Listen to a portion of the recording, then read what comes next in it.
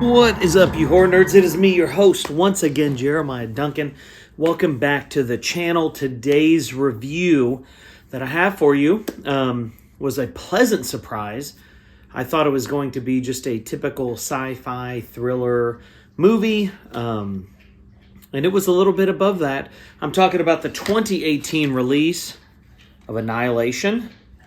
I actually enjoy this. It's from the director of Ex Machina. It's got Natalie Portman. It is rated R, came out in 2018, and it runs for an hour and 55 minutes. I'm giving it a 6.5 out of 10. It is a fun one. I enjoyed it. The special effects were top-notch. Again, I wasn't expecting much, but if you haven't heard of this one, like I hadn't of before I got it, this is what it's about. From the director of Ex Machina comes a new sci-fi classic.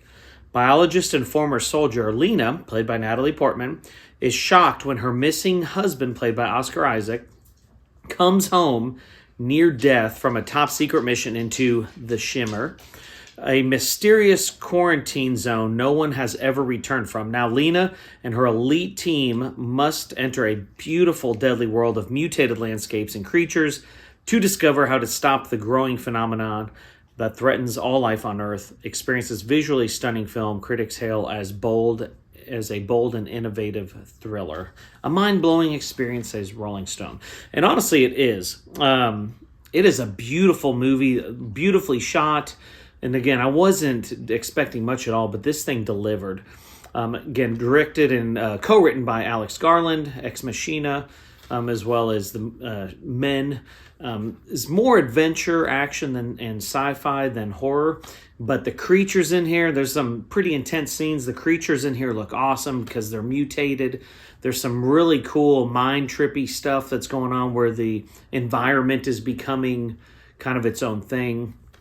It had moments that would probably be classified as horror, where it got kind of intense, but definitely more of the sci-fi thriller type thing. It does feature, of course, the stunning and beautiful Natalie Portman, Black Swan, V for Vendetta, and so many more things. She does fantastic. She's pretty recognizable on the cover, but in the movie, you almost have to do a double take because she doesn't really look like herself, but great. Of course, this thing was nominated and won tons and tons of awards.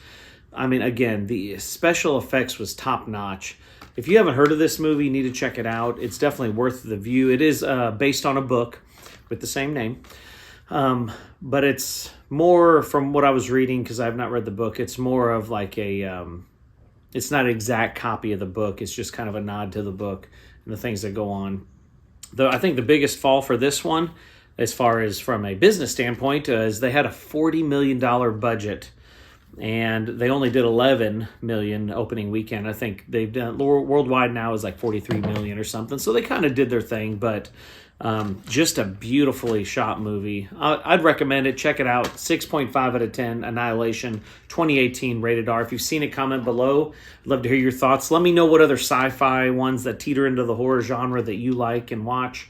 Of course, you got Aliens, Predator, and those type of things that are great. If you got more, I'd love to hear them. Appreciate y'all. Stick around. I got more reviews coming to you.